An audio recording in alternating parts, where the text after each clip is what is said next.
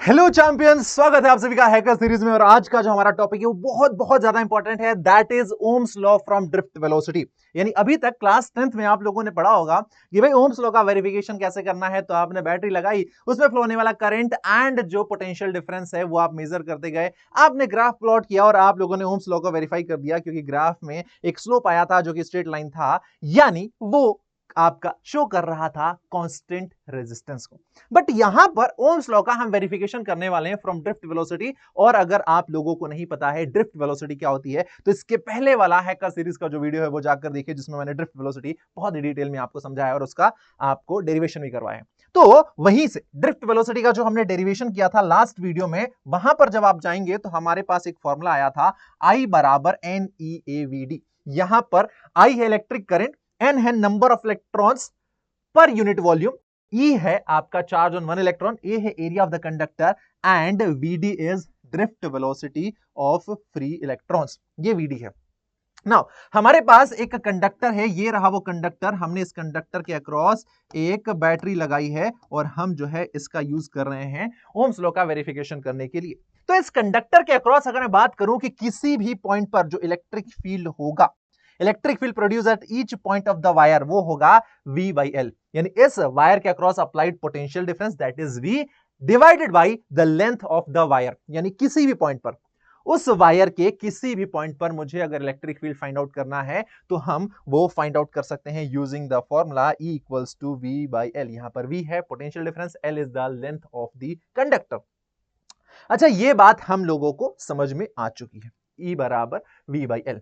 Now अगर हम मान के चलें कि उस कंडक्टर के अंदर जो आपके फ्री इलेक्ट्रॉन्स मूव कर रहे हैं, उन फ्री इलेक्ट्रॉन्स का जो रिलैक्सेशन टाइम है दैट इज टाउ।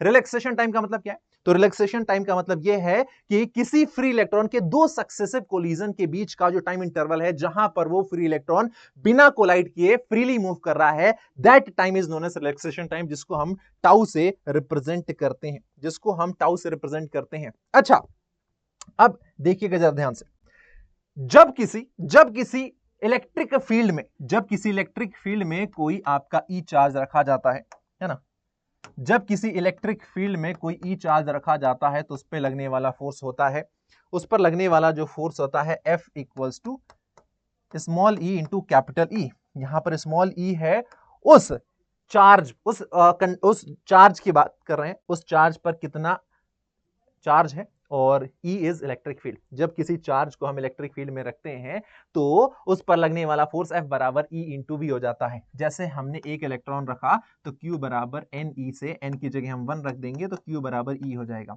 यानी उस इलेक्ट्रॉन पर कितना चार्ज होगा, E के बराबर होगा, और उसको हमने कैपिटल E इलेक्ट्रिक फील्ड में रखा है तो उस पर इतना फोर्स लगेगा। Now from the Newton second law of motion एक फॉर्मूला हमारे पास आया करता था, दैट इज F बराबर ma। जब इतना फोर्स लगेगा उस इलेक्ट्रॉन पर तो उस इलेक्ट्रॉन में इतना एक्सेलरेशन आ जाएगा। दोनों इक्वेशन को अगर हम बराबर करें तो ma बराबर हो जाएगा small e into capital E, और यहां से एक्सेलरेशन आ जाएगा small e capital E upon m। यानी उस इलेक्ट्रॉन में एक एक्सेलरेशन आ जाएगा बिकॉज ऑफ दिस फोर्स। तो जब हम किसी इलेक्ट्रॉन को कैपिटल E इलेक्ट्रिक फील्ड में रखते हैं तो उस पर एक फोर्स लगेगा, जिसकी वजह से उसमें एक एक्सेलरेशन आएगा small e capital E upon m, और इस एक्सेलरेशन की वजह से वो उस कंडक्टर में मूव करेगा। तो सर अगर उतना एक्सेलरेशन आ रहा है तो इसका जो है कुछ वेलोसिटी भी तो होगा। तो वेलोसिटी क्या होता है, एक्सेलरेशन इनटू टाइम। तो acceleration is small e capital E upon m, और टाइम है हमारा रिलैक्सेशन टाइम टाउ। यानी जो हमारा इलेक्ट्रॉन है वो किस ड्रिफ्ट वेलोसिटी से मूव कर रहा है, vd बराबर e m अपॉन टाउ। अब ये जो हमारी vd की वैल्यू आई है, ये उठा के हम इक्वेशन 1 में रख दे तो बहुत बढ़िया सर। तो जो ड्रिफ्ट वेलोसिटी की वैल्यू उठा के हमने इक्वेशन 1 में रख दी तो ये हो जाएगा I बराबर NeA, और vd की जगह रख दिया हमने small e capital E tau upon m। But इस जो हमारा कैपिटल E है इलेक्ट्रिक फील्ड, इसकी जगह तो हम क्या लिख सकते हैं, V अपॉन L लिख सकते हैं। तो हमारा जो इक्वेशन 4 है वो क्या बन जाएगा, I बराबर NE square A upon M tau into V/L। ये हो जाएगा V/L। बट हमारा जो ओम्स लॉ है वो ये कहता है कि voltage is directly proportional to current, या फिर V अपॉन I जो है ये होगा कांस्टेंट। ओम्स लॉ जो है हमारा ये कहता ना कि V अपॉन I का जो रेशो है वो कांस्टेंट है, तो V अपॉन I का रेशो हम कांस्टेंट प्रूफ कर दें। तो हम क्या करते हैं, ये रहा V और ये रहा I, तो हम ये जितना भी टर्म है उस सबको इक्वल टू के इधर भेजते हैं और आई को v के नीचे लेकर चले जाते हैं।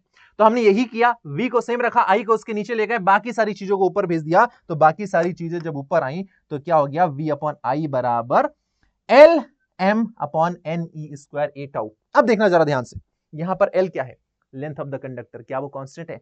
हाँ सर वो तो कांस्टेंट है। एम क्या है, मास ऑफ इलेक्ट्रॉन, क्या वो कांस्टेंट है? हाँ सर वो तो कांस्टेंट है।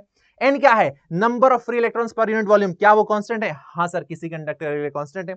ई क्या है, तो सर ई है चार्ज ऑन वन इलेक्ट्रॉन, क्या वो कांस्टेंट है? हाँ सर वो कांस्टेंट है। ए क्या है, एरिया ऑफ द कंडक्टर, क्या वो कांस्टेंट है? हाँ सर वो कांस्टेंट है। एंड टाउ यानी रिलैक्सेशन टाइम, क्या वो कांस्टेंट है? अगर टेम्परेचर कांस्टेंट है तो टाउ भी कांस्टेंट है। तभी तो कहते हैं कि Ohm's law is only valid when the physical condition of the conductor remains the same। physical condition मतलब आप उसका लेंथ सेम रख रहे हो, आप उसका एरिया सेम रख रहे हो एंड टेम्परेचर भी सेम रख रहे हो, क्योंकि टेम्परेचर बढ़ाओगे तो जो फ्री इलेक्ट्रॉन्स है उनकी एनर्जी बढ़ जाएगी और उनका कोलिजन ज्यादा तेजी से होने लगेगा, रिलैक्सेशन टाइम जो है आपका कम हो जाएगा। तो ये जो v बाई आई का रेशियो वो कांस्टेंट नहीं रहेगा। अभी जब आप फिजिकल कंडीशन सेम रख रहे हो तो जो भी आरएचएस में चीजें हमको दिखाई दे रही हैं वो सारी कांस्टेंट है। अगर ये सारी कांस्टेंट है तो v बाई आई का रेशियो कांस्टेंट हो गया, v बाई आई का रेशियो कांस्टेंट हो गया। और हमारा ओम्स लॉ भी तो यही कहता था, v बाई आई का रेशियो कांस्टेंट। लो हमने ड्रिफ्ट वेलोसिटी की हेल्प से ओम्स लॉ को प्रूव कर दिया। So this will be the proof of Ohm's law using drift velocity. बस आपको रे डायग्राम बना देना है। क्लियर, समझ में आ गया?